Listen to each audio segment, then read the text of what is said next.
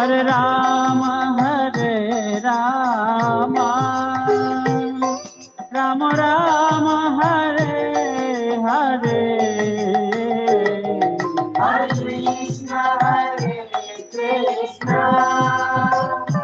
कृष्ण कृष्ण हरे हरे, हरे राम राम राम हरे हरे। हरे कृष्ण कृष्ण कृष्ण हरे हरे, हरे राम राम राम हरे हरे, हरे कृष्ण कृष्ण कृष्ण हरे हरे, हरे राम राम हरे हरे। हरे कृष्ण कृष्ण कृष्ण हरे हरे, हरे राम राम राम हरे हरे, हरे कृष्ण कृष्ण कृष्ण हरे हरे, हरे राम राम हरे हरे। हरे कृष्ण कृष्ण कृष्ण हरे हरे, हरे राम राम हरे हरे, हरे कृष्ण कृष्ण कृष्ण हरे हरे, हरे राम राम हरे हरे। हरे कृष्ण कृष्ण कृष्ण हरे हरे, हरे राम राम हरे हरे, हरे कृष्ण कृष्ण कृष्ण हरे हरे, हरे राम राम हरे हरे। हरे कृष्ण कृष्ण कृष्ण हरे हरे, हरे राम राम। जय श्री राधे गुरवः दंडवत प्रणाम। जय जय जय जय श्री राधे। हाँ प्रणाम। हाँ प्रारंभ करें। हाँ सर, गुरु जी प्रारंभ करें। अच्छा। गुरु जी अच्छा।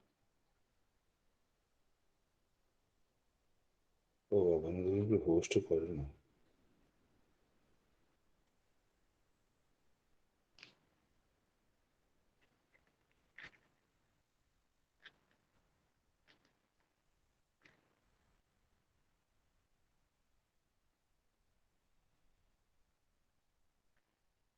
वन्देऽहं श्रीगुरो श्रीयुतपदकमलं श्रीगुरून् वैष्णवांश्च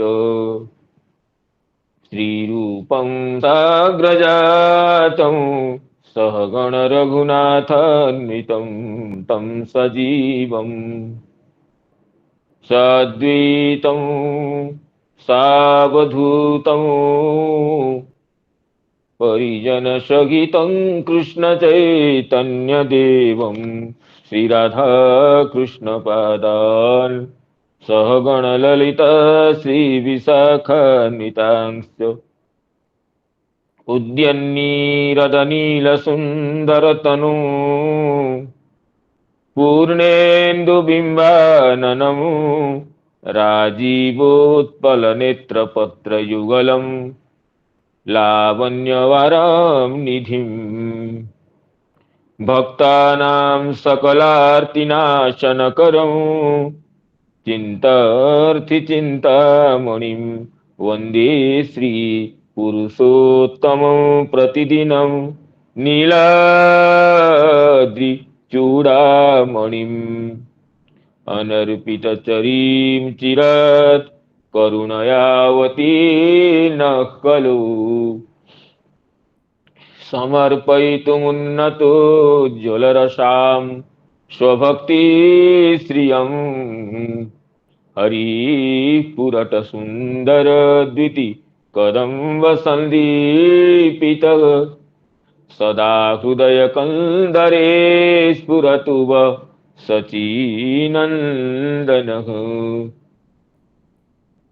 यस्य कदापि वसनाञ्चलखेलनोत्थ धन्यातिधन्यपवनेन कृतार्थमानि योगीन्द्रदुर्गमगतिर्मधुसूदनोऽपि तस्या नमोऽस्तु वृषभानुभुवो दिशेऽपि गोवर्धनो जयति शैलकुलाधिराजो योगोऽपिकाभिरुदितो हरिदासवर्यः कृष्णेन शक्र मखभंग कृता समर्चितो य सप्ताहमस्य करपद्मतलेऽप्यवात्सीत् जयति तरणिपुत्री धर्मराजश्वसाया कलयति मथुराया सख्यमतीति गंगाम् मुरहरदयिता तत्पादपद्मप्रसूतं वहति च मकरन्दं नीरपूरोच्छलेन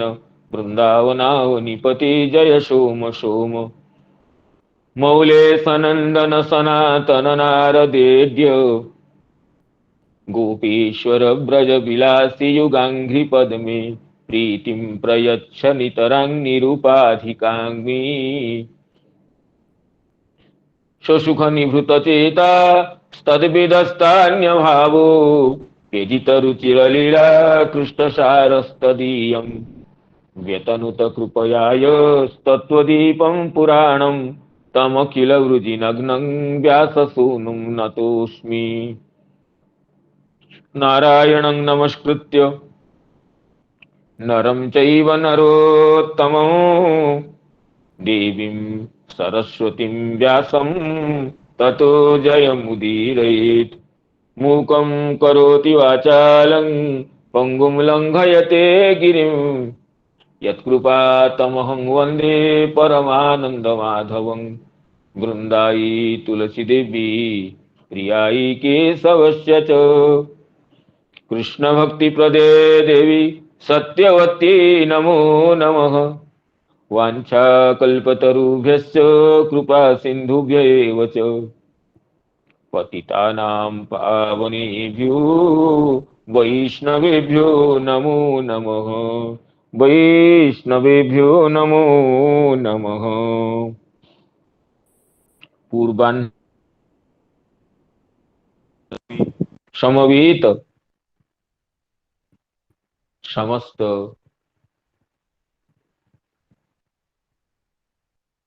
वैष्णव वृंद गुरुजन वर्ग मातृवृंद और मित्र मंडली को विनम्र प्रणाम निवेदन करता हूं।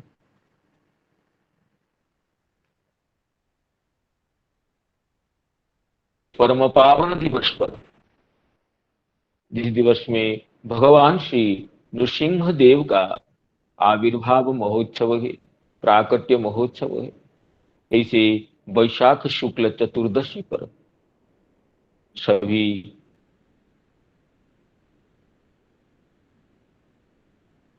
भक्तों को, सभी वैष्णवों को विनम्र प्रणाम, अभिवादन और स्वागत निवेदन करता हूं।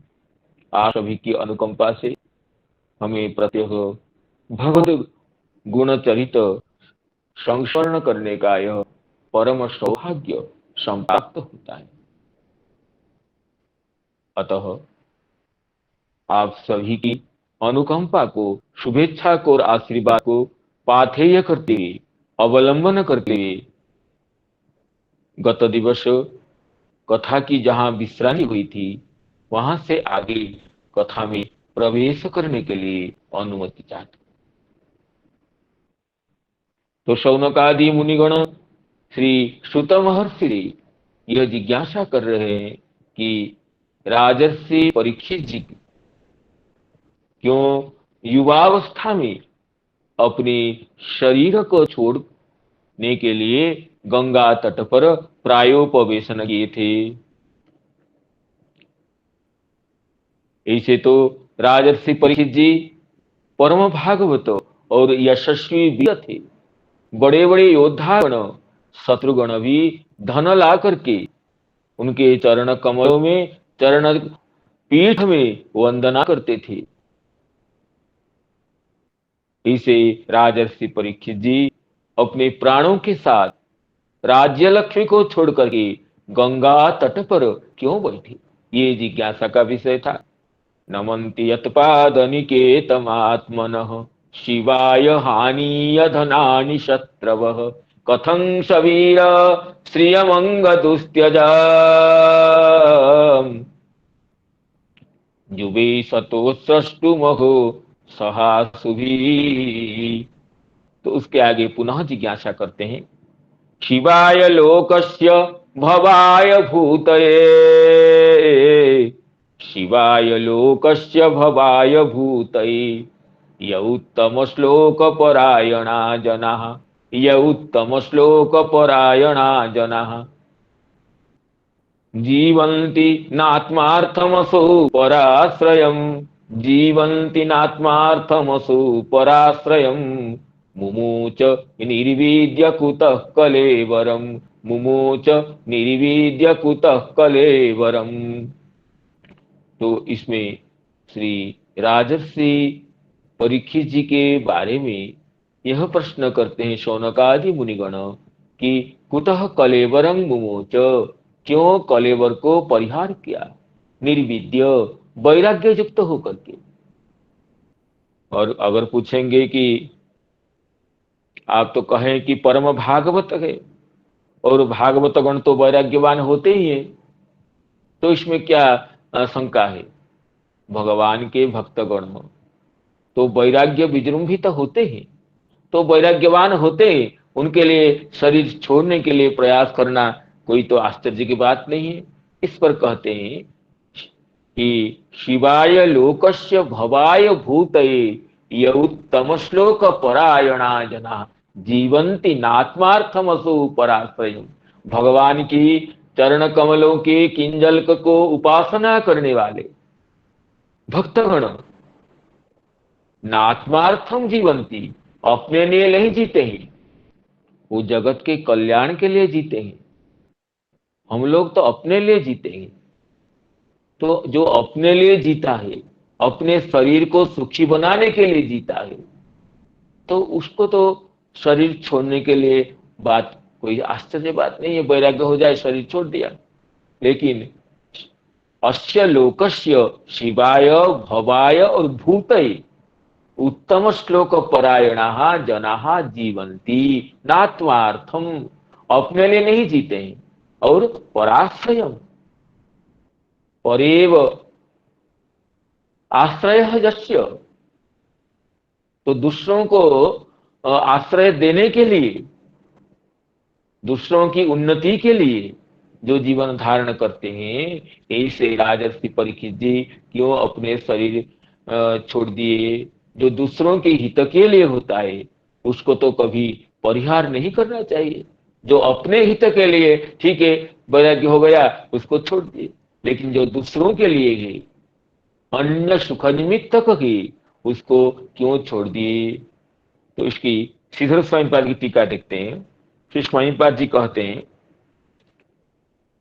विरक्तस्य किंग धनादिभिश्चे तत्राह, अगर राजर्षि परीक्षित जी को वैराग्य हो गया, वो विरक्त हो गए संसार से, तो धनादि को छोड़ करके गंगा तट पर बैठ गए प्राण छोड़ने के लिए, इसमें क्या आश्चर्य है। तो कहते हैं शिवाय लोकस्य शिवाय, शिव का अर्थ कहते हैं अर्थ सुखाय, शिव का अर्थ सुखाय कल्याणाय, संसार के सुख के लिए, संसार के कल्याण के लिए, और भवाय, भव कहते हैं समृद्ध है, संसार की समृद्धि के लिए, संसार के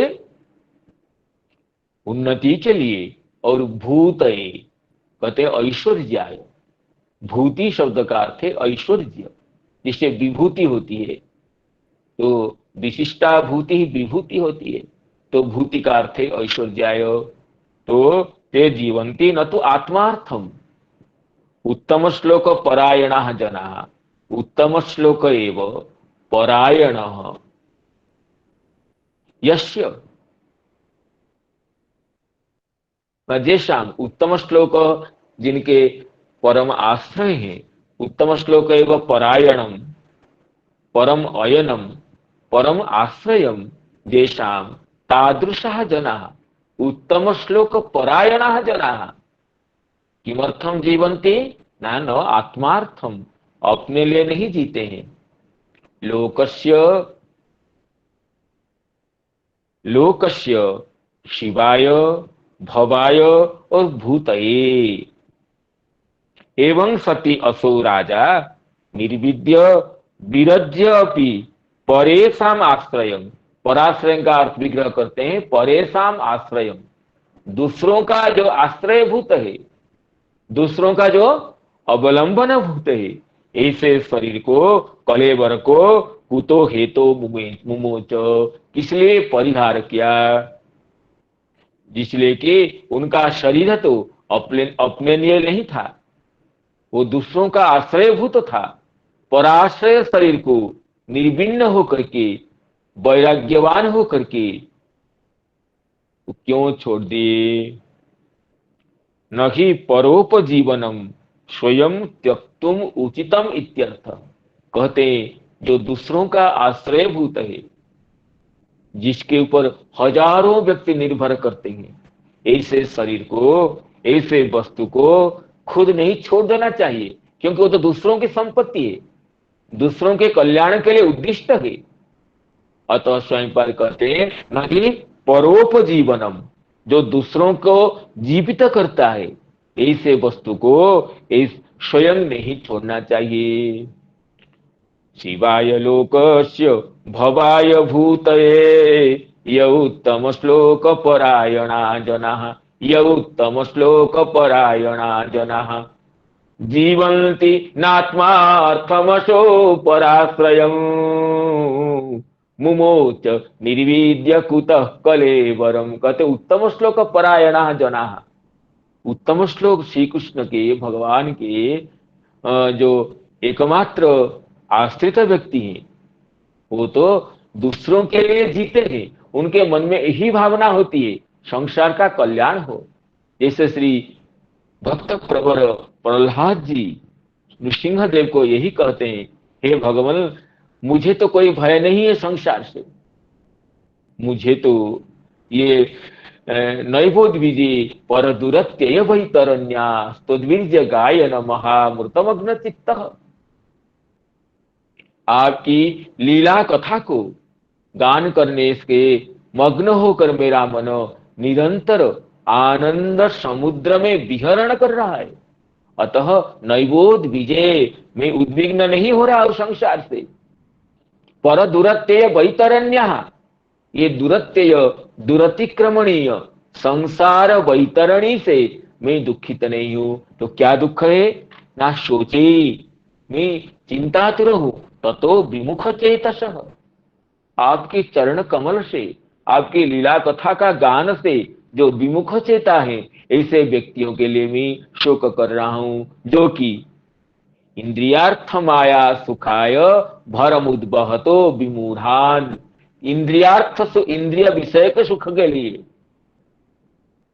और इंद्रिय के सुख के लिए भरम उद्बहत, अपने भार ग्रहण करके चल रहे हैं। विमूढ़ान, जो अत्यंत मूढ़ है, जो संसार के लिए ही अपने सारा समय व्यतीत कर रहे हैं। आपके मधुमयी कथा से वो जो कि विमुख चेता है, वो आपकी लीला कथा रूप परमानंद महोदधि में निमग्न न हो करके ओहो संसार दुख पारावार में कैसे निमज्जित हो रहे हैं, ऐसे देखकर मुझे दुख हो रहा है। हे प्रभु, इन सबको उद्धार कर दीजिए। और मैं तो इनको छोड़ करके, मेरे इन प्रिय मित्र असुर बालकों को छोड़ करके अकेला तो मुक्ति नहीं चाहता हूं। मैं अकेला, आप कहते क्या चाहते हो, तो मैं अकेला अपनी मुक्ति, अपना कल्याण नहीं चाहता हूं। कहते हैं नैतान विहाय कृपणान विमुख्य को। प्रहलाद जी, भक्त प्रवर प्रहलाद, देखिए कैसे कहते हैं, नैतान विहाय कृपणान विमुख्य एको नान्यम तदस्य शरणम भ्रमतोनुपश्ये। ये जो कृपण जन है, ये दुखी जन है, उनको छोड़ करके मैं अकेला मुक्ति नहीं चाहता हूं, इनके साथ लेकर मुक्त होना चाहता हूं। जो कह रहे हैं कि सोनका जी परीक्षित जी के लिए शिवाय लोकस्य भवाय भूते, उत्तम श्लोक परायण जन संसार के कल्याण के लिए जीते हैं, ऐसे ही प्रहलाद जी कहते हैं इन कृपण व्यक्तियों को छोड़ करके, दुखी जनों को परिहार करके मैं एकाकी मुक्ति नहीं चाहता हूं। और प्रायः देवगण मुनिगण तो अपने कल्याण के लिए गुहा में बैठ जाते हैं, मौन का अवलंबन कर लेते हैं, चित्तवृत्ति को निरुद्ध कर लेते हैं। प्रभु लेकिन मैं ऐसा नहीं हूं। अगर आप मुझे मुक्त करना चाहते हैं, इन सबके साथ कीजिए, मेरे मित्रों के साथ, मेरे इन बांधवों के साथ, इन दुखी संसार के सभी व्यक्तियों के साथ मुझे मुक्ति चाहिए, अकेला नहीं चाहिए। प्रायेण देव मुनय स्वविमुक्ति कामः, प्रायेण देव मुनय स्वविमुक्ति कामा, मौनौ चरन्ति विजने न परार्थ निष्ठा, नैतान् विहाय कृपणान् विमुख्य एको, नान्यं त्वदस्य शरणं भ्रमतो नुपश्ये, नान्यं त्वदस्य शरणं भ्रमतो नुपश्ये। तो प्रहलाद जी के इस दिव्य भाव को देख रही भगवान सिंहदेव जी तो प्रसन्न हो गए थे। वो कहते, प्रहलाद जी को खुद कहे अपने मुंह में, हे प्रहलाद जी, भगवान में खलु भक्ता नाम, तुम तो मेरे समस्त भक्तों के प्रतिरूप ध्रुव हो, अर्थात प्रतिमूर्ति हो। भगवान में खलु भक्ता नाम सर्वेशाम प्रतिरूप ध्रुव, मैं समस्त भक्तों के तुम प्रतिमूर्ति स्वरूप हो। और ये भवंति लोके मदभक्त लोके भवंति पुरुषा लोके मदभक्ता त्वाम अनुव्रता, संसार में जितने भी भक्त होंगे वे तुम्हें अनुसरण करेंगे। भगवान में खलु भक्ता नाम सर्वेशाम प्रतिरूप ध्रुव, समस्त भक्तों के तुम प्रतिरूपधारी हो, आदर्शभूत हो। इसलिए ये कहते हैं कि देवर्षि नारद जी कहते हैं कि रिपभोपि प्रकुर्वन्ति प्रतिमानम, अगर देवताओं की सभा में ये विचार होता है कि भक्त को कैसा होना चाहिए, यद्यपि देवगण असुरों के विद्वेषी हैं, असुरों से भय रखते हैं, असुरों को शत्रु मानते हैं, तथापि देवतागण मुक्त कंठ में निसंदिग्ध होकर यही कहते हैं, अगर भक्त होना चाहिए तो प्रहलाद जी जैसे होना चाहिए। रिपवोपि प्रकुर्वन्ति प्रतिमानम किमुतान्ये नरा, रिपुगण भी शत्रुगण भी प्रहलाद जी को भक्त के प्रतिमा के रूप में, प्रतिमान के रूप में वो ग्रहण करते हैं। यंग साधु गाथा सदसी, अगर भगवत कथा कभी देवताओं के पुरी में होती है, यंग साधु गाथा सदसी रिपोवोपि सुरानृप प्रतिमानं प्रकुर्वन्ति किमुतान्ये भवादृशः। आप जैसे लोगों की बात क्या है, शत्रुगण भी मुक्त कंठ में ईर्षा द्वेष रहित होकर के, अगर भक्त, ये भक्त कैसा है, किसी भक्त को प्रशंसा करना है, किसी भक्त को स्तुति करना है, कहते हैं कि ये तो प्रहलाद जी जैसा भक्त है। श्रेष्ठ भक्त की तुलना करना है तो देवताओं को मुक्त कंठ से प्रहलाद जी को वो उपमान बनाते, प्रहलाद जी जैसे ये भक्त है।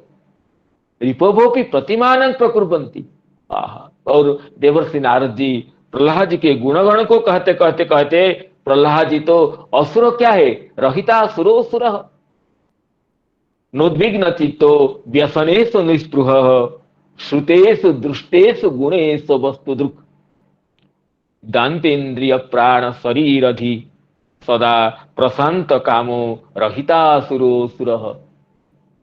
हे तो असुर बालक, लेकिन रहितासुर, आसुर भाव का तो नाम निशान नहीं था। जो उनको स्मरण करेंगे वो तो आसुर भाव से रहित हो जाएंगे। क्यों नहीं होंगे? न्यस्त क्रीडन को बालो जड़वत तन्मनस्तया कृष्ण ग्रह गृहीतात्मा नवेद जगदीदृशम। जिस समय तो बालकों को खिलौना लेकर खेलना चाहिए, जिस उम्र में बालक को खिलौना लेकर के क्रीडन को लेकर के खेलना चाहिए। ऐसी अवस्था में प्रहलाद जी खिलौना को फेंक दिए थे। न्यस्त क्रीडन को बालो जड़वत तन्मनस्तया, वो तन्मन ऐसे तन्मना हो जाते थे भगवान की चिंता करते करते।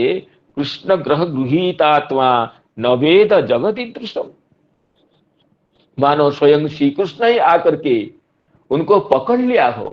प्रहलाद जी का श्री कृष्ण को ग्रहण करेंगे, श्री कृष्ण ही आकर के उनको मन चित्त वृत्ति को मानो ग्रहण कर लिए थे। और प्रहलाद जी के इतना गुणगण है, नारद जी कहते हैं जैसे भगवान के गुणगणों को वर्णना करते करते समाप्त नहीं होता है, ऐसे ही प्रहलाद जी के गुणगण आज तक समाप्त नहीं होते हैं। गुणैरलम असंख्यई महात्म्यम तस्य सुच्यते, तो कहते हैं जस्मिन महद गुणा राजन गृह्यन्ते कवि मुहु, बड़े बड़े कविगण प्रहलाद जी के महान गुणों से एक एक गुणों को छांट करके उसकी वर्णना करते। नाधुना ते पिधीयन न ते धुना पिधीयन्ते यथा भगवती ईश्वरे, जैसे भगवान के गुणगण समाप्त नहीं होते हैं, ऐसे भक्त प्रवर प्रहलाद जी के गुणगणों की बात है। और ज्यादा क्या कहेंगे कि वासुदेवे भगवती यस्य नैसर्गिकी रति, निसर्गत स्वभावतः जन्म लेते ही उनकी भगवान के चरण कमलों में स्वाभाविक की प्रीति हो गई थी। स उत्तम श्लोक पदारविंदयो निसेवया किंचन संगलब्धया, अकिंचन संगलब्धया उत्तम श्लोक पदारविंद के ऐसी भक्ति हो गई थी। तन्वन पराग निवृत्ति मात्मनो मुहु दुस्संग दीनान्य मन समन्व्यथा, ऐसे परम भक्ति से दुस्संग दीन अन्य दूसरों के मन के चित्तवृत्ति को शांत कर देते थे। उनके दर्शन स्पर्शन से जे अन्य समस्त सांसारिक पीड़ाग्रस्त व्यक्ति सुखी हो जाते थे। तो प्रहलाद जी का ऐसे जो दिव्य भाव है, परम भक्त है और संसार के दुखी जनता के लिए व्याकुल है। इसलिए आज भी हरिवर्ष में प्रहलाद जी विराजित होकर के भगवान नृसिंह जी की स्तुति करते हैं और यही कहते हैं कि स्वस्त्यस्तु विश्वस्य, स्वस्त्यस्तु विश्वस्य खल प्रसीदताम, स्वस्त्यस्तु विश्वस्य खल प्रसीदताम, ध्यायन्तु भूतानि शिवं मिथो धिया, ध्यायन्तु भूतानि शिवं मिथो धिया, मनश्च भद्रं भजता दधोक्ष्यते, आवेश्यतांनो मतिरप्यहेतुकी। संपूर्ण विश्व का कल्याण हो और विशेषतः जो खलगण है, दुष्टगण है, उनका मन प्रसन्न हो जाए। दुष्टगण को संहार कीजिए, दुष्टगण को विनाश कीजिए, यह नहीं कहते प्रहलाद जी। खलह प्रसीदताम, खलगण जिस खलता से, जिस दुष्टता से, जिस दुष्टता के सहारे वो अप्रसन्न हो रहे हैं, दूसरों को अप्रसन्न कर रहे हैं, उनकी वह अप्रसन्नता मिट जाए, वो प्रसन्न हो जाए और सारा विश्व आपस में कल्याण की कामना करे। आपकी चरण कमल में संपूर्ण संसार की भक्ति हो, संपूर्ण संसार के लिए व्याकुल है। जो भक्तों की उपमा है, भक्तों का प्रतिमान है, शत्रुगण भी जिनको श्रेष्ठ भक्तों के रूप में, श्रेष्ठ भक्त के रूप में मुक्त कंठ होकर गान करते हैं, इसे भक्त प्रवर प्रहलाद जी असुर कुल को तो धन्य कर दिए हैं और सुरगण भी उनके नाम लेकर कृतार्थ होते हैं। वही भक्त प्रवर प्रहलाद जी निरंतर यही चिंता करते हैं कि स्वस्त्यस्तु विश्वस्य खलः प्रसीदताम, ध्यायन्तु भूतानि शिवं मिथो धिया। प्राणीगण अपने में परस्पर कल्याण की कामना करे। मनश्च भद्रं भजतात, मन सब समय उत्तम चिंतन करे, शिव शिव संकल्पकारी हो। और अधोख्य जो भगवान में सबकी अहेतु की प्रीति हो। इसीलिए तो प्रहलाद जी के लिए साक्षात भगवान स्तंभ से प्रकट हो गए। जो हिरण्यकशिपु कहते हैं, क्वासो यदि स सर्वत्र कस्मा स्तंभे न दृश्यते। अगर तुम कहते हो सब जगह है तो स्तंभ में क्यों नहीं है? प्रहलाद जी तो मुस्कुरा कर कहते हैं, स्तंभ में कहीं देख रहा हूं, इस स्तंभ में भी मेरे प्रिय प्रभु विराजित है। जो स्तंभ को ये आघात करते हिरण्यकशिपु, तो भगवान तो प्रकट हो जाते हैं। सत्यं विधातुं निजभृत्य भासितं, सत्यं विधातुं निजभृत्य भासितं, व्याप्तिं च भूते स्वखिलेषु चात्मनः, अदृश्यतात्यद्भुत रूपमुद्वहन्, स्तंभे सभायां न मृगं न मानुषं।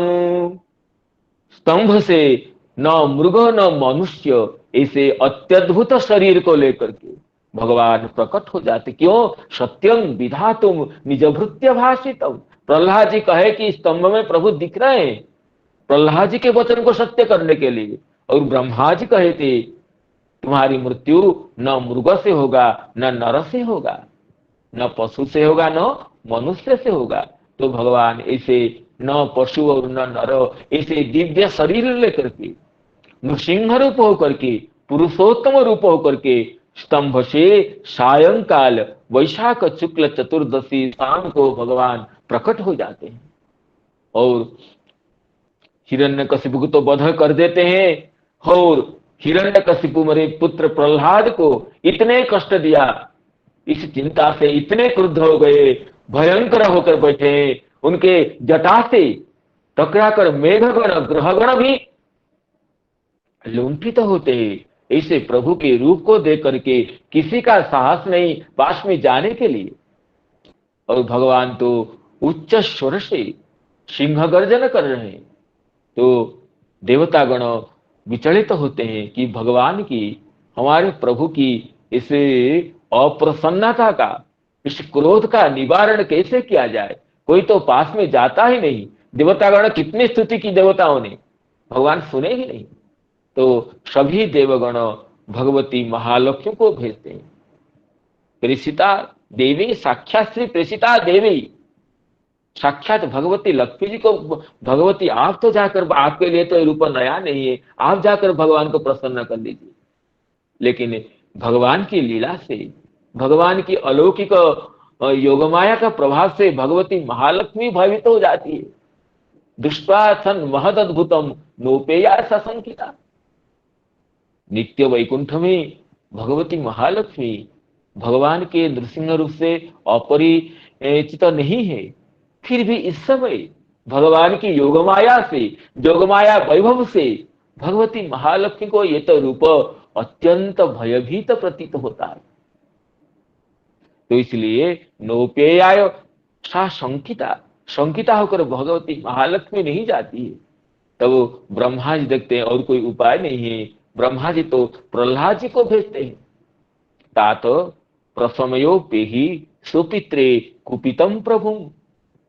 आहा, हमारे प्रभु तुम्हारे पिता के ऊपर कोप करके कितने गर्जन कर रहे हैं। ऐसे गर्जन चलेगा तो ये संपूर्ण विश्व तो प्रलय की अवस्था में पहुंच जाएगा। तुम जाकर के भगवान को शांत करो। तो प्रहलाद जी पहुंच जाते हैं। मेरे प्रभु मेरे लिए कितने सुंदर रूप लेकर प्रकट हुए हैं, तो भय क्या करना है। जब प्रहलाद जी पहुंच जाते हैं तो नृसिंह भगवान तो प्रहलाद को देख करके, ये तो भगवान के सारा कोप पानी में मिल जाता है और भगवान प्रहलाद जी को ला करके अंक में बैठाते हैं। प्रहलाद जी को अंक में बैठा करके लालन करते हैं, उनके सारे अवयव को चाट लेते हैं। प्रहलाद जी के स्वपाद मूले पतितम तमर्भकम विलोक्य देव कृपया परिप्लुत। अपने जब प्रहलाद जी आकर के चरण कमल में दंडवत प्रणाम करते हैं, नृसिंह भगवान का कोप कहाँ जाता है। वो तो कृपया परिप्लुत, प्रेम से स्नेह से परिप्लुत हो जाते हैं, दयार्द्र हो जाते हैं और उत्थाप्य बड़े प्रेम से सिंहासन से नीचे आकर के प्रहलाद जी को ला करके अपने अंक में बैठा करके प्रीति से लेहन करते हैं। उत्थाप्य तस्शिष न दधात कराम्बुजम, उनके प्रहलाद जी के मस्तक पर अपने कर कमल को स्थापन कर देते हैं। कालागि वित्रस्त ध्यान कृता भयम, काल सर्प से भयभीत संसारी व्यक्तियों के लिए जो अभय प्रदानकारी है, ऐसे कर कमल को प्रहलाद जी के मस्तक पर धारण करा देते हैं। तो प्रहलाद जी के चिरकालीन विरह पीड़ा शांत हो जाती है। सतत करस्पर्श धुता खिला शुभ, प्रहलाद जी के सारी मनोव्यथाएं, सारी विरह पीड़ाएं तो पिघल जाती है, प्रहलाद जी गदगद हो जाते हैं। सतत कर स्पर्श धुता खिला शुभ, सपद्यभिव्यक्त परात्म दर्शन, तत्पाद पद्मं हृदि निवृतो दधू, ऋष्यतनुक्लिन्न हृदश्रुलोचन। तो प्रहलाद जी गदगद होकर के भगवान के चरण कमल को हृदय में धारण करके भक्ति गदगद चित्त से स्तुति करने लगते हैं। प्रभु, ब्रह्मादि सुरगण भी आपको संतुष्ट करने में समर्थ नहीं हुए। मैं असुर कुल में जात भला ये बालक दुष्ट बालक कैसे आपको संतुष्ट कर सकता हूं। ब्रह्मादय सुरगुणा मुनयोथ सिद्धा, सत्विकता न मतयो वचसां प्रभाते, नाराधितुं पुरुगुणे रधुना पिपीतु, किं तोष्टुमर्हति समे हरिरुग्र जाते, किं तोष्टुमर्हति समे हरिरुग्र जाते, सत्विकता न मति, सत्व गुण में ही एकता न है, एकनिष्ठ है जिनकी मति, ऐसे देवगण भी अब तक स्तुति करते हुए भी जिसको प्रसन्न नहीं कर पाए, ऐसे भगवान को तामसी आसुरी वंश परंपरा में जात में भला कैसे संतुष्ट कर सकता हूं। तो इसी तरह भगवान प्रहलाद जी की स्तुति से तो परम प्रसन्न होते, और वो प्रहलाद जी की तो यही भावना है। प्रहलाद जी का संपूर्ण जीवन तो पराश्रय है, परेशान आश्रयभूत है। तो उत्तम श्लोक जो आज सौनकादि मुनिगण कह रहे हैं, उत्तम श्लोक परायण जनगणों का यही व्रत है, यही निर्णय है, यही विचार है, यही व्यवहार है कि दूसरों के लिए अपने शरीर को धारण करना, न कि अपने भोग के लिए, न कि अपने सुख के लिए। ऐसे राजर्षि परीक्षित जी कैसे वैराग्य युक्त होकर के पराश्रय भूत दूसरों के लिए उद्दिष्ट अपने शरीर को क्यों छोड़ते हैं। शिवाय लोकस्य भवाय भूतये, शिवाय लोकस्य भवाय भूतये, य उत्तम श्लोक परायणा जना, जीवन्ति नात्मार्थमसो पराश्रयं, मुमुच निर्विद्य कुतः कलेबरम। इस श्लोक की टीका में श्री विश्वनाथ चक्रवर्ती पाद ये कहते हैं, देखिए कि शिवाय लोकस्य शिवाय मंगलाय, जिसको श्री स्वामी जी श्रीधर स्वामी जी कहे सुखाय, वही कहते मंगलाय। तदेव द्विधाभूतम विवृणोति, वो मंगल को दो तरह से विस्तार करते। श्रीधर स्वामी जी की तो तीन को अलग अलग किए थे, शिवाय भवाय और भूतय, सुख के लिए, समृद्धि के लिए और ऐश्वर्य के लिए। जब अब श्री चक्रवर्ती पाद कहते हैं शिवाय, सब उत्तम श्लोक परायण जनगण जगत के मंगल के लिए शरीर को धारण करते हैं, और मंगल को द्विधाभूतम विवरण होती, उस मंगल को दो तरह से वर्णना करते हैं। भवाय भूतये, एक तो है संसार विनाश के लिए, संसार से उद्धार पाने के लिए, और दूसरा है संपत्ति के लिए, सांसारिक सुख हो या संसार का जन्म मरण परंपरा रूप संसार चक्र का विनाश हो, तो भव का अर्थ करते हैं ये संसार निवृत्ति के लिए। भव का अर्थ संसार है, लेकिन चक्रवर्ती पाद कहते भव निवृत्त है। जैसे मशकाय धूम इतिवत, मशकाय कहने का अर्थ है मशक का विनाश के लिए। मशकाय धूम, इसमें मशक का विनाश के लिए धूम है। मशकाय ये चतुर्थी होने पर भी यहाँ चतुर्थी तथ निवृत्त्यर्थक है। तो भवाय का अर्थ है भवनाशाय, संसार उच्छेदन के लिए। अथवा कहते हैं चक्रवर्ती पाद यहाँ पर ये भवम संहर्तुम क्रियार्थोपपदस्य इत्यादि ना चतुर्थी। आप सभी जानते हैं सूत्र को, क्रियार्थोपपदस्य च कर्मणि स्थानिनः नृसिंहम अनुकूलयितुं याति नृसिंहाय याति। तो फलानि आहर्तुं जाति फलेभ्यः याति। तुमुन प्रत्ययांत शब्द के लोप होने पर चतुर्थी विभक्ति होती है क्रियार्थोपपदस्य च कर्मणि स्थानिनः। क्रियार्था क्रिया रहने पर, क्रिया एक क्रिया का प्रयोजन दूसरी क्रिया के लिए होने पर, वहां तुमुन प्रत्ययांत शब्द का अप्रयोग होने पर तुमुन प्रत्ययांत के जो कर्म होता है उसमें चतुर्थी हो जाती है। तो यहाँ पर भवाय का अर्थ है भवम संहर्तुम, भवाय भवाय जीवंती नाम भवं संहर्तुम जीवंती। और भूतये संपत्ति, संपत्ति के लिए, समस्त विपत्ति विरोधी जो संपत्ति है, समस्त संपत्ति के लिए, अनुकूलता के लिए जो जीवन धारण करते हैं। पराश्रयम कहते हैं परेशान उपकारी, जिनका शरीर जिनका जीवन दूसरों के उपकार के लिए होता है, दूसरों के कल्याण के लिए होता है। संपूर्ण विश्व का हम भी कल्याण करना चाहते हैं कभी कोई, लेकिन हम अपने परिवार इसका हो उसका हो एक दो के लिए स्वार्थवश सोचते हैं। जिसके साथ हमारी मित्रता है, जो हमें प्रीति करता है, उसी को चाहते हैं।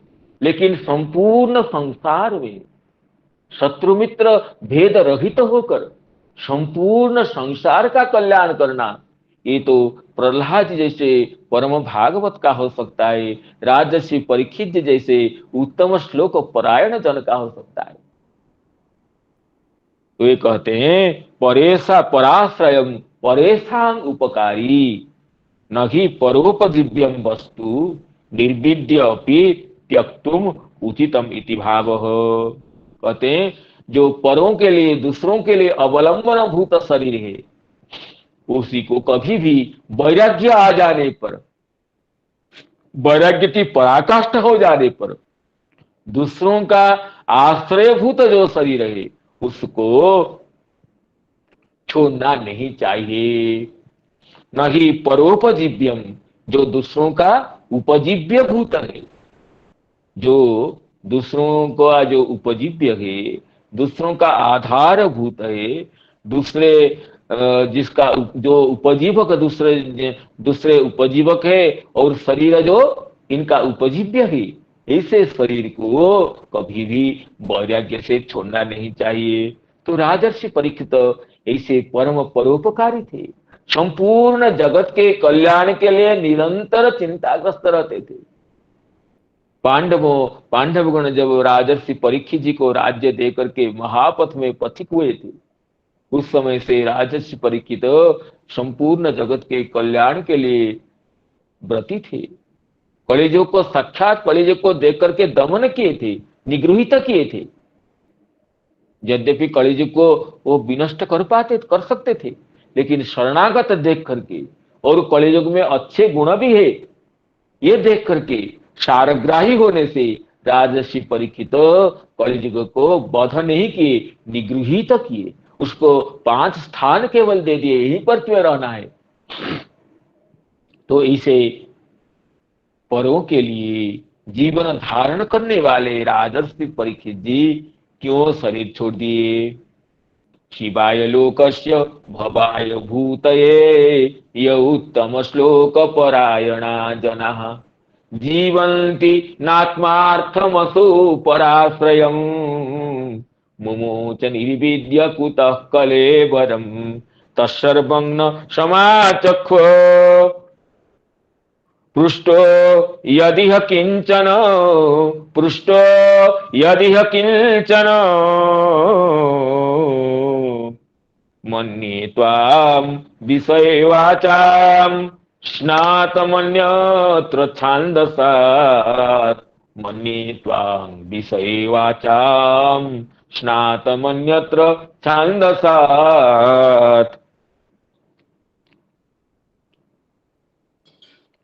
और आगे कहते हैं तत्सर्वं समाचक्ष्व, जो जो मैंने पूछा है, हम लोग जो जो पूछे हैं और जो पूछे भी नहीं है, तो ये मुख्यतः जो प्रश्न किए हैं शौनकादि शौनक महर्षि मुख्यतः तीन विषय को लेकर प्रश्न किए हैं। एक श्रीमद् भागवत महापुराण के जो रचयिता हैं महर्षि वेदव्यास जी, उन्होंने इसकी रचना क्यों की, कहां पर की, किस समय रचना की और किसकी प्रेरणा से श्रीमद् भागवत की रचना की महर्षि वेदव्यास जी ने, ये प्रथम प्रश्न था श्रीमद् भागवत के रचयिता के बारे में। और द्वितीय प्रश्न ये था श्रीमद् भागवत महापुराण के जो वक्ता शुकदेव जी हैं, जो कि परम निर्विकल्प है, प्राप्त समाधि का जो है, निर्गुण ब्रह्मनिष्ठा में नित्य निरत जो है, ऐसे जो जिनके हृदय में स्त्री पुरुष का भेद ज्ञान भी नहीं था, ऐसे श्री सुखदेव जी श्रीमद् भागवत का अध्ययन और प्रवचन कैसे किए, उनकी प्रवृत्ति कैसे आई, अर्थात श्रीमद् भागवत के वक्ता के बारे में।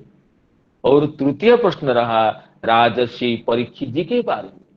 राजर्षि परीक्षित जी कैसे ये उनका मिलन हुआ सुखदेव जी से, और उन्होंने आवरण अनशन पर करके गंगा तट पर बैठने को क्यों संकल्प किए थे, और उनका शरीर पराश्रय होने से विरक्त होकर के उसको छोड़ने का कारण क्या था। अर्थात श्रीमद् भागवत के रचयिता, वक्ता और श्रोता तीनों के विषय में शौनकादि मुनिगणों का ये प्रश्न है। जो भागवत आपने श्रुत महर्षि को कह रहे हैं, जिस भागवत जी को आपने ऋषि मुनि परिवेष्टित सभा में शुकदेव जी के मुखारविंद से इस भागवत रस का पान किए, ये भागवत जी का जो रचयिता व्यासदेव जी, वक्ता शुकदेव जी और श्रोता राजर्षि परीक्षित जी हैं, इनके बारे में सविशेष परिचय प्रदान करने के लिए ये प्रश्न है। अतः कहते हैं तत्सर्वं समाचक्ष्व पृष्टो यदि किंचन, हम जो जो पूछे हैं अब सब विषयों को बता दीजिए। जत किंचन पृष्टोसी तत्सर्वं न अस्मभ्यं समाचक्ष्व, जो जो हम लोग पूछे हैं आपको, आप जो जो विषय पृष्ठ है हम लोगों के द्वारा, सब आप बताइए। जद जस्माद वाचांग विषय गोचरे अर्थे, आप सभी विषय को जानते हैं। स्नातं पारंगतम, स्नात का अर्थ है पारंगत। पारंगत के लिए निष्णात शब्द का प्रयोग होता है। निउपसर्ग लगने से जो स्ना धातु का अर्थ है स्नान करना, अवगाहन करना, स्ना शौचे धातु है, लेकिन निउपसर्ग लगने से वो निष्णात का अर्थ हो जाता है कुशल, पारंगत। लेकिन उपसर्ग न रहने पर भी धातुओं का अनेकार्थकत्व होने से और उपसर्ग का द्योतक होने से यहाँ उपसर्ग न होने पर भी निष्णात अर्थ का वाचक है स्नात। मन्येत्वां विषय वाचाम स्नातम अन्यत्र छांदसात्, छांदस विषय से लेकर के अर्थात वैदिक विषय को छोड़ करके अन्य समस्त विषयों में आप स्नात अर्थात निष्णात है, सकुश पारंगत है। ऐसा कोई भी विषय नहीं है जिसको आप नहीं जानते हो। केवल आप वैदिक विषय को आपको अध्ययन नहीं किए, क्योंकि श्री श्रीधर स्वामी जी कहते हैं छांदसान अन्यत्र वैदिक व्यतिरेकेण, वैदिक विषयों को आप नहीं जानते, क्यों ना अत्रैवर्णिकत्वात्, त्रैवर्णिक न होने से, केवल तीनों वर्णों का, ब्राह्मण क्षत्रिय वैश्य वर्णों का वेद पर अधिकार होने से, आप त्रैवर्णिक न होने से आपका ये वेद में, वेद का आप अध्ययन नहीं किए हैं, आपको वेद का बताए नहीं है वेद व्यास जी, लेकिन अन्य समस्त विषयों में वाणी का जहां जहां वाणी की गति हो सब आप जानते हैं, ये कहते हैं। और देखिए इसमें श्री वंशीधराचार्य जी अत्रैवर्णिकत्वात् का बहुत विस्तार करके शास्त्रार्थ करके बताए हैं। नहीं सुत जी ऐसे त्रैवर्णिक नहीं है, इसका खंडन किए हैं। सुत जी त्रैवर्णिक है, सुत जी भी क्योंकि बहुत शास्त्रार्थ किए हैं, बहुत विस्तृत है, उसको नहीं पढ़ना चाहता हूँ, बहुत शास्त्रार्थ है, विस्तृत भी है। इसलिए श्री ये वंशीधराचार्य जी का ये कहना है, श्रुत जी त्रैवर्णिक नहीं है, ये तो आपाततः विषय है। श्रीधर स्वामी जी का वचन जो है, कहते हैं श्रीधर श्रीधर स्वाम्य भी प्रायम श्रीधरो वेत्ति सर्वथा। श्रीधर स्वामी जी की भाषा को श्रीधर स्वामी जी ही जानते हैं, हम लोग तो नहीं समझ सकते हैं। इसलिए अत्रैवर्णिकत्वात् इस विषय को बहुत शास्त्रार्थ करके श्री वंशीधराचार्य से कहें ये तो आपाततः विषय है, वस्तुतः सुत जी भी ब्रह्मासन पर है, क्योंकि जब बलदेव जी तीर्थ यात्रा करते करते इन सुत जी की पिता को जी को जो वध कर देते हैं, उसके बाद जब पहुंचते हैं बलदेव जी तीर्थ यात्रा करते करते नमिसारण्य में पहुंचे थे, तो समस्त ऋषिगण खड़े हो जाते हैं, पूजा करते हैं, लेकिन वो सुत जी वो वहां किसी कारणवश खड़े नहीं होते हैं। तो बलदेव जी वो उनको वध कर देते अपने कर के कुश से। तो ऋषिगण हाहाकार करते और कहते आप तो स्वयं भगवान है, आपके लिए हम क्या कहेंगे, लेकिन आपको धर्म अधर्म स्पर्श नहीं करता है, फिर भी जगत की शिक्षा के लिए, लोक संग्रह के लिए आपको ये ब्रह्म हत्या का प्रायश्चित करना चाहिए। अगर सुत जी अत्रैवर्णिक है तो उनका वध करने से बलदेव जी को, साक्षात भगवान को लोक शिक्षा के लिए ब्रह्म हत्या का प्रायश्चित का विधान मुनिगण क्यों करते हैं? यही कहते इस तरह कहते हुए अस्य ब्रह्मासनम दत्तम यद्येतद् ब्रह्म हत्याया पावनम न करिष्यति। तब फिर बलदेव जी कहते हैं चरिष्ये ब्रह्म हत्याया व्रतम लोकानुग्रह के लिए, लोक शिक्षा के लिए ब्रह्म हत्या का प्रायश्चित करूंगा, आप बताइए। तो ऋषिगण ब्रह्म हत्या का प्रायश्चित के लिए जो जो विधान कहते हैं, श्री बलदेव जी लोकानुग्रह तत्पर होकर के लोक शिक्षा के लिए वो ब्रह्म हत्या का प्रायश्चित करके 1 साल बाद फिर आते हैं वहीं पर। तो फिर ऋषिगण बड़े आदर से बलदेव जी की पूजा अर्चना करते, वो अलग बात है। लेकिन इस यहाँ पर श्रीधर स्वामी जो है श्री वंशीधराचार्य जी उसी वचन का उद्धार करते हुए कहते हैं कि इसलिए ये जब सुत जी को वध करने के बाद बलदेव जी को श्री समस्त मुनिगण ये कहते हैं कि आपको ब्रह्म हत्या का प्रायश्चित करना चाहिए, आप धर्माधर्म से परे होने पर भी केवल लोकानुग्रह के लिए आप ब्रह्म हत्या का प्रायश्चित रूप लीला करना चाहिए। ये वचन सार्थक नहीं होगा फिर तो। इत्यादि वचनों से वंशीधराचार्य जी अनेक विचार करते हुए, अनेक अर्थ करते हुए, इसका तो निरूपण करते हुए श्रीधर स्वामी जी का वचन जो अत्रैवर्णिकत्वात् कहते हैं, ये तो वचन का अर्थ तो श्रीधर स्वामी जी खुद ही जानते हैं, उनका वचन तो गंभीर है, उसका अर्थ हम नहीं समझ सकते, लेकिन सुत जी अत्रैवर्णिक नहीं है ये कहते हैं। और इसी में आगे श्री चक्रवर्ती पाद जी का व्याख्यान देखिए, श्री चक्रवर्ती पाद कहते हैं कि स्नातम पारगम वक्तुम अति समर्थम इत्यर्थम, मन्येतांग विषय वाचाम स्नातम, आप वाणी के विषय में, समस्त विषय में स्नात है, अर्थात पारग है, सर्वसमर्थ है। छांदसात वैदिकात वाक्यात अन्यत्र, वैदिक वचनों से अन्यत्र, तत्र अनधिकारात, श्रुत जी का वैदिक विषय में अधिकार न होने से, परम विज्ञ होने पर भी वो जानबूझकर वेद का अध्ययन अध्यापन नहीं करते थे, प्रवचन नहीं करते थे। कहते नचैवं श्रुताधिकाराद वेदेभ्यो अन्यत्र शास्त्रस्य न्यूनत्वं आशंक्यम।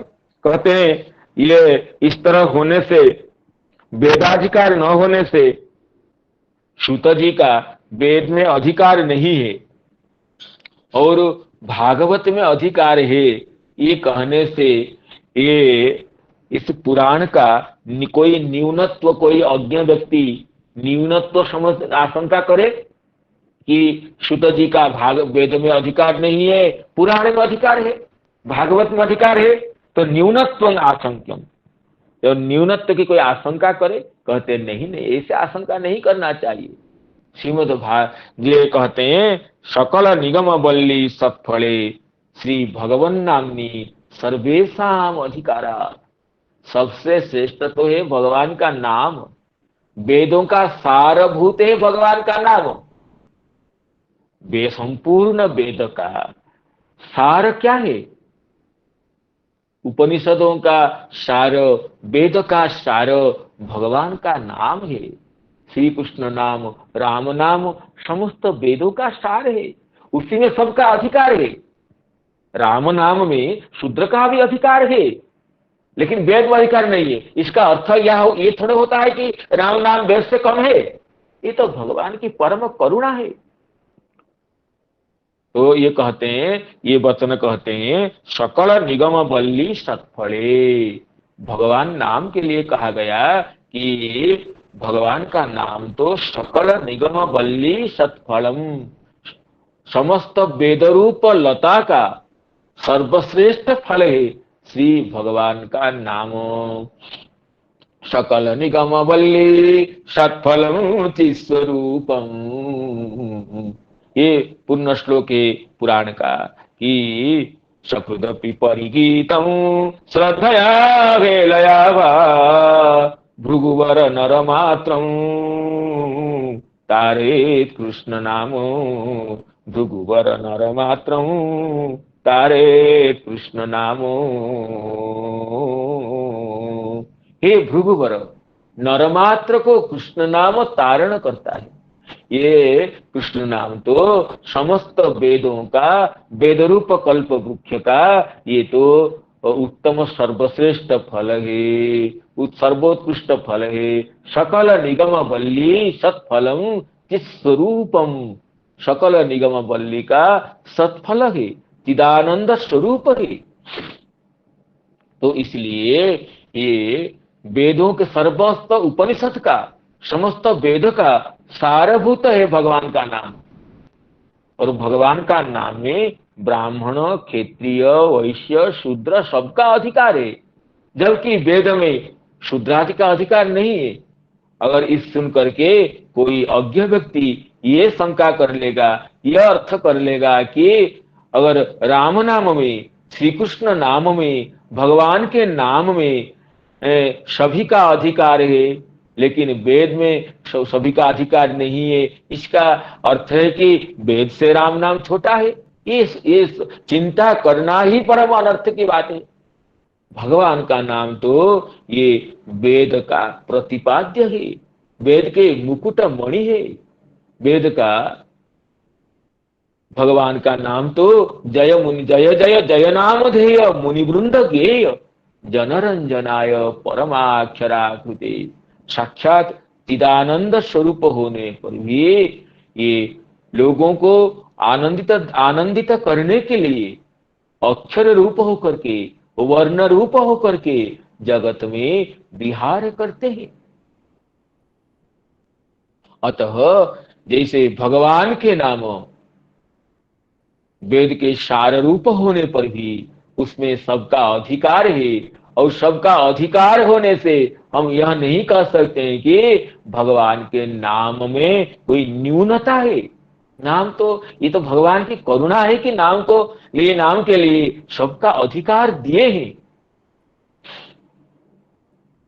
तो इसलिए ये कहते हैं सकल निगम बल्ली सत्फले श्री भगवन नामनी सर्वेशम अधिकारात निगम तरो फलम इति अखिल श्रुति सारम इत्यत्र उक्ते। और निगम कल्पतरोर गलितं फलम, वेद रूप कल्प वृक्ष का परिपक्व फल श्रीमद भागवत है। और संसारिणाम करुणया पुराण गुह्यम इत्यादि में अखिल श्रुति सारम कहा गया। तो इसलिए वेद में श्री शुत जी का अधिकार नहीं है, लेकिन भागवत में अधिकार है। इसका अर्थ कोई अल्पमति कभी करेगा कि वेद से श्रीमद् भागवत की न्यूनता है, ये तो उसकी मंद बुद्धि का ही फल होगा। लेकिन और सबका अधिकार होने से उसमें न्यूनता आ जाती है, ये बात नहीं है। इसी को ही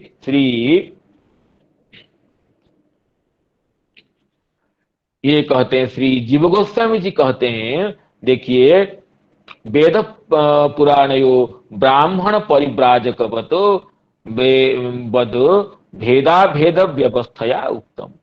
पहले यद्यपि वेद पुराण दोनों में भेद नहीं है, लेकिन ये भेदा भेद व्यवस्थया उत्तम। कभी एक ब्राह्मण परिव्राजक न्याय है, ब्राह्मण आगच्छन्ति परिव्राजको भी, यद्यपि परिव्राजक भी ब्राह्मण है, लेकिन परिव्राजक को पृथक दिखाने के लिए पुनः ये परिव्राजक का उल्लेख किया गया। इसी तरह परिव्राजक भी ब्राह्मण है होने पर भी ये परिव्राजक का वैशिष्ट पृथक को दिखाने के लिए ये ब्राह्मण से, जैसे ब्राह्मण परिव्राजक वत, ये ब्राह्मण परिव्राजक जैसे कहा जाता है, उसी तरह वेद से पुराण का भेद नहीं है। क्योंकि माध्यन्दिन श्रुति में वेद पुराण इतिहासानाम अपौरुषेयत्व तेन अभेद निर्देश कृतः। माध्यन्दिन श्रुति में ये कहा गया भगवान के निश्वास प्रश्वास भूत जैसे वेद है, ऐसे पुराण भी है।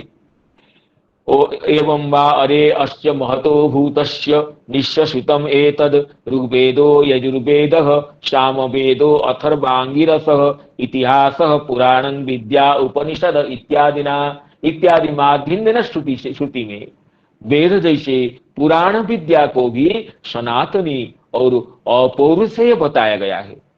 ब्रह्मयज्ञ अध्ययने भी विनियोगो दृश्यते अमीषा कते जद ब्राह्मणानि इतिहास पुराणानि अनेन च प्रणवादिमयं छन्दः सवर्णं जद वाक्यम अत्र अस्ति तत्रापि तस्य अधिकारित्वं दर्शितम् किंतु अत्र कश्चिद उच्चारो भेद को बोध्य। कहते हैं इसलिए वेद पुराण में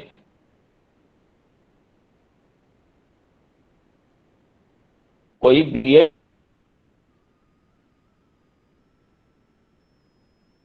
नहीं है, केवल उच्चारणगत पार्थक्य। वेद को सस्वर पढ़ते हैं, उदात्त अनुदात्त स्वरित उदाहरण पूर्वक पढ़ते हैं, जब होने से ये दोनों का भेद रखा गया। इस तरह श्री शुक जी के लिए सौनकादि मुनिगण कहते हैं आप समस्त विश्व में निष्णात है।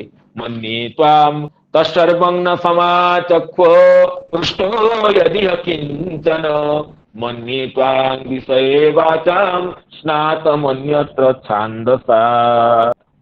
तो समस्त श्रोत्र मंडली के चरणों में प्रणाम करते हुए, समस्त वैष्णवों के चरण कमलों में आज पवित्र नृसिंह चतुर्दशी दिवस पर पुष्पांजलि समर्पण करते हुए संजात त्रुटि विच्युति प्रमाद आदि को लिए क्षमा प्रार्थना करते हुए अपनी वाणी को विराम देता हूँ भगवान नामोच्चारण पूर्वक।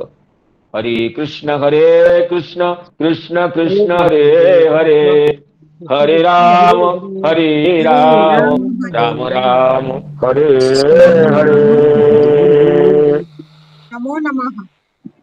नमो नमः। श्रीपाद हरे कृष्ण नमो प्रभु जी की नमो। जय, समस्त नृसिंहदेव भगवान की जय। राधे राधे। हरे कृष्ण।